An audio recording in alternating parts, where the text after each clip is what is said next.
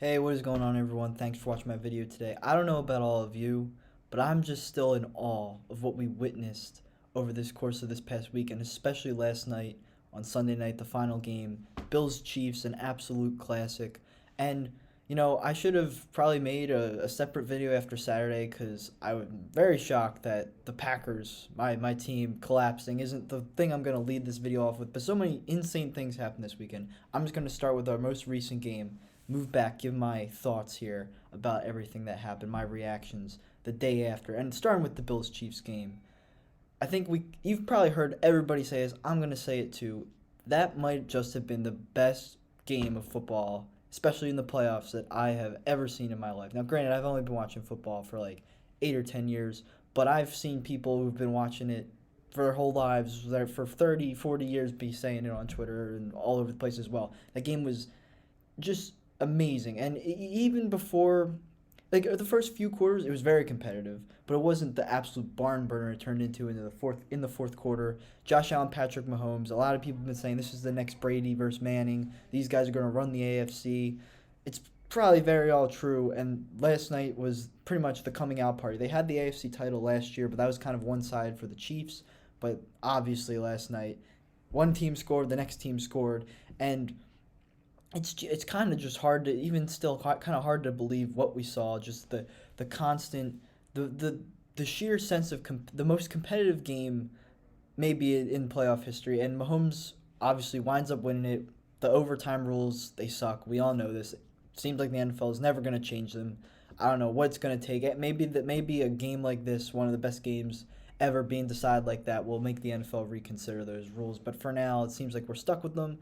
But at the end of the day, someone had to win. So I guess that's the counter argument, but I still feel like it could have been decided a better way. But nonetheless, like, just the Kelsey game winner, I don't know what was going on. I don't know how he was able to get open like that and get the touchdown. But throughout the whole game, Gabriel Davis with 4 touchdowns, Tyreek Hill, outrunning the entire team. He's putting up the peace sign at the defenders before he's even past them. Just absolutely cold blooded. Pat Mahomes and Allen just going back and forth. I don't know how many times Josh Allen ran and got the first down on third and fourth downs. Just keep grinding out uh, big plays for his team to keep them alive.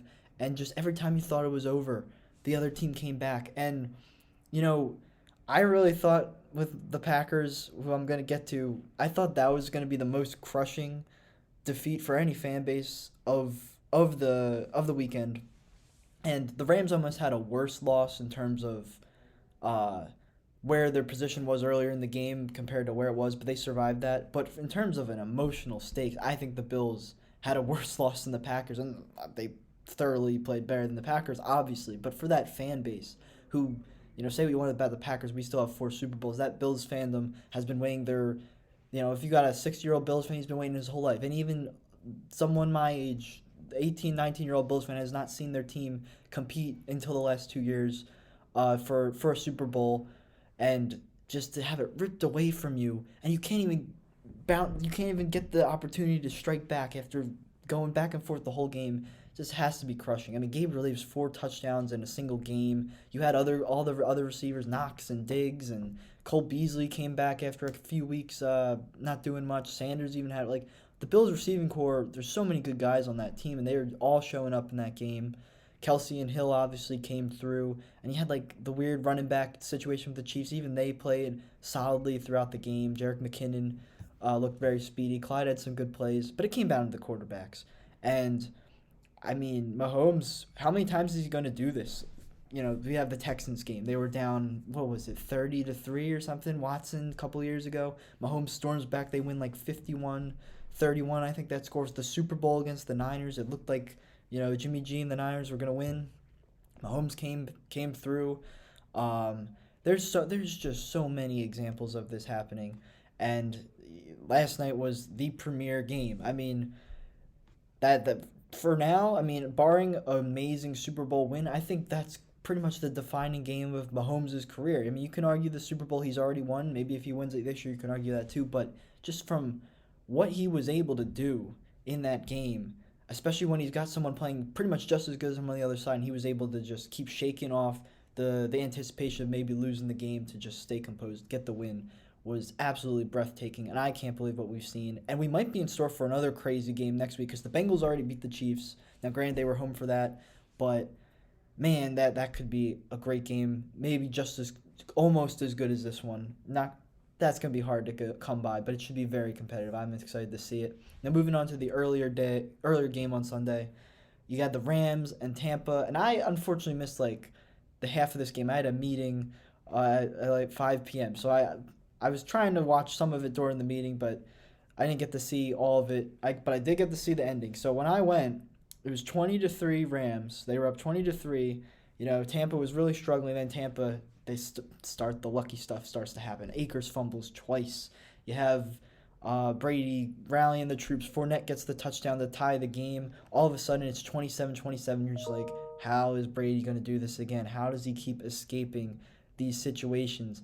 But then Cooper Kupp just gets wide open, and Tampa just. I mean, I was saying this. This is why I thought the Packers would be able to beat them. I didn't think Tampa's secondary was very good at all, and same guys from last year, but I thought it was just playing worse this year, and the injuries they've had throughout the year also lessen the skill of that secondary. But and it really shone through twice in that game with Cooper Kupp early in the game, and then to seal it. And Stafford, he's always been a great fourth quarter comeback guy. The one year with the Lions, I think they only won 9 games, but like 7 of those wins were just Stafford pulling the win out of nowhere to get the Lions to be a respectable team.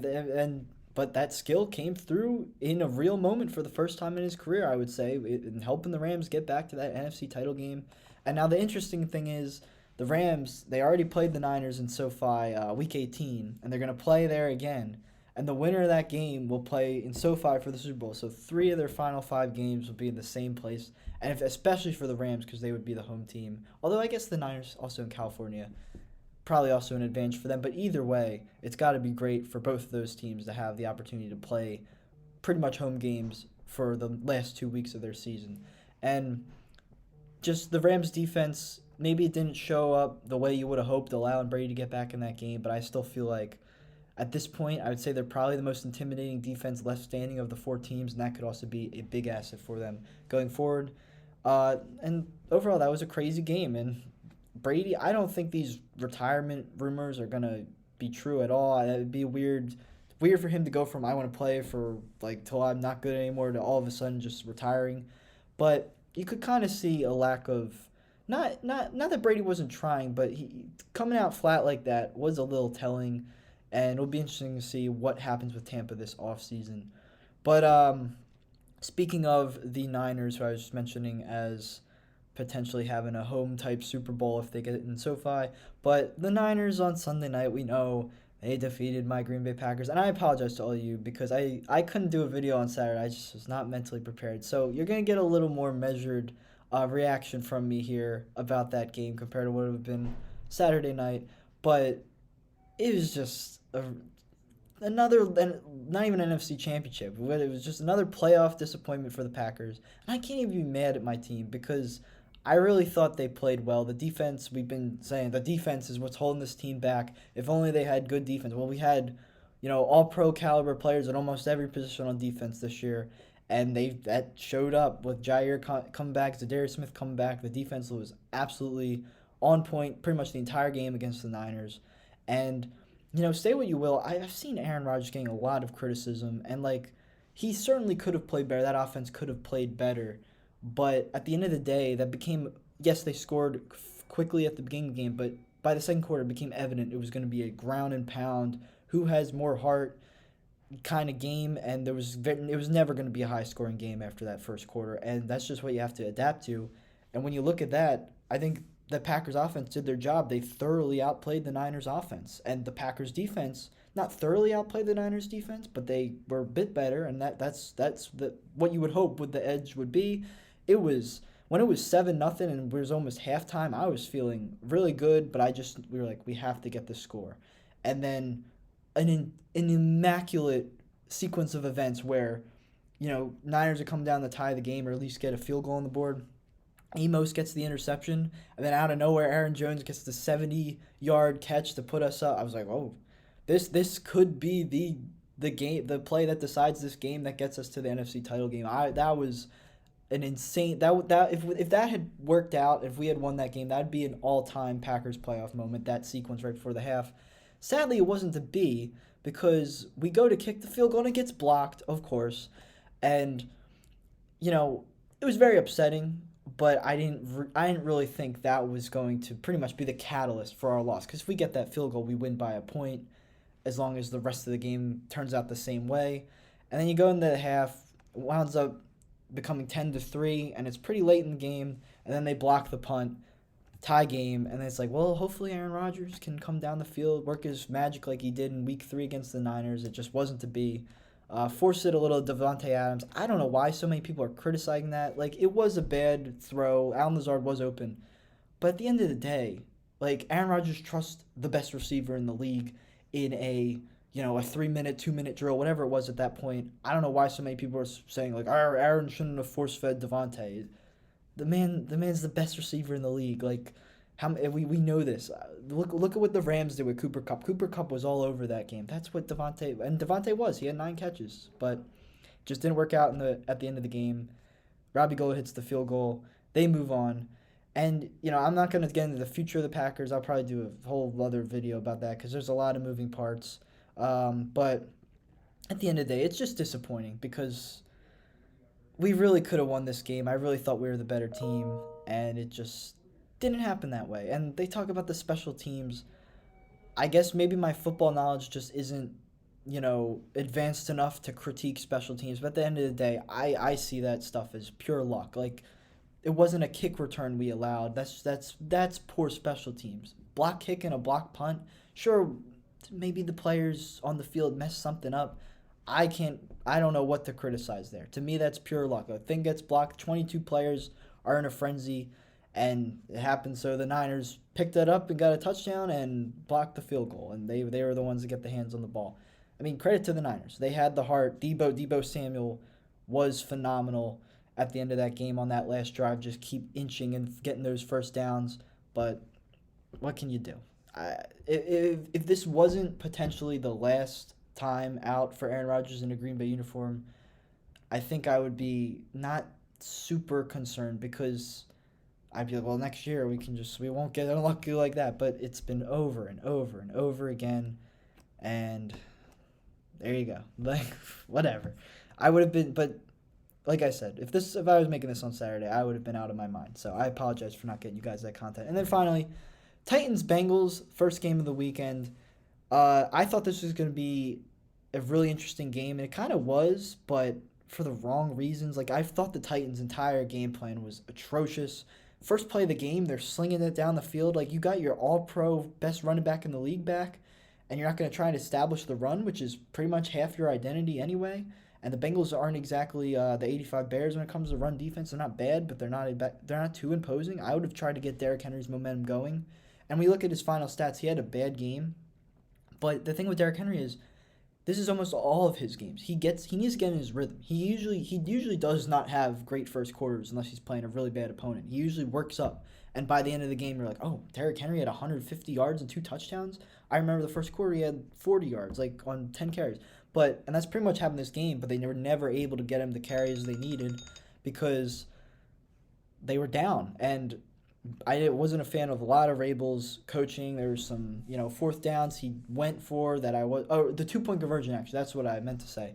When he went for 2 off that score and they missed it, that was really stupid. This is the second straight year Rabel's coaching has potentially kicked the Titans out of the playoffs. And I'm not saying he should be fired. I think he should be coach of the year for what he was able to get out of those players, 91 different players for the Titans. But at the end of the day, just they didn't come ready to win a playoff game. And as for the Bengals, I mean, how about this? Like, who would have thought this was going to happen for them? Even when you saw the young talent, they're in the AFC title game already. Joe Burrow's second year in the league, coming off an ACL tear. The offensive line, it's a concern. They allowed 9 sacks. It's still bad, but we thought that was going to hold them back way more than it has. Now, I'd be concerned if I was the Bengals to face off against, say, the Rams in the Super Bowl, because I think they're going to get destroyed. It would be kind of a repeat of that Chiefs-Buccaneers Super Bowl where Mahomes had no protection last year. I think it would be very similar. But you got to be happy for the Bengals. You got to be happy for Burrow and Chase and T. Higgins, this electric offense. I saw that every time the Bengals have made the AFC title game, the 2 times they did in the 80s, they made the Super Bowl. We'll see if they were able to go 3 for 3 with that next weekend. I'm excited for those games. As painful as it is to see my Packers out, at the same time, we have a lot of really fresh matchups potentially ahead of us. We could see a Chiefs Niners rematch, but even then, the Chiefs are the only team left out of these 4 teams that have already won a Super Bowl. And even at that point, Pat Mahomes is so young in his career, I wouldn't mind seeing him win the championship again. And those other 3 teams, Bengals have never won it, and Rams and Niners, they haven't won it since the 90s. And this iteration of these teams, both are, let's be honest, really deserving of being in this NFC Championship game. So it'll be interesting to see what happens this coming championship weekend. That's going to do it for my round 2 reactions. Make sure, if you liked the video, to subscribe if you haven't already. I'm really excited for this upcoming championship weekend. I hope all you guys are too. So enjoy those games and have a great rest of your day.